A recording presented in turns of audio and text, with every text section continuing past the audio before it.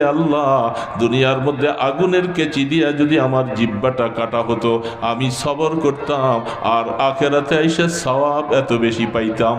এই জন্য মুসিবত আসা এটা মুমিনের লক্ষণ। মুমিন ছাড়া কাউকে আল্লাহ মুসিবত দিবে না।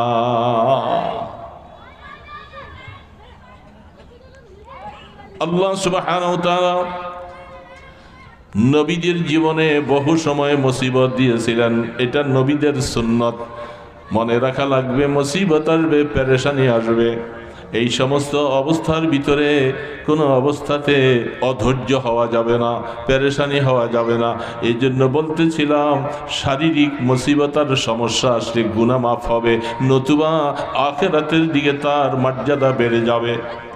দুইটার যে কোনো একটা হবে, হয়তো গুনাহ মাফ হবে, আর গুনাহ তো আছেই আমাদের, কি বলে আছে না, কি বলেন, মুসিবত আসলে কি নারাজ হয়ে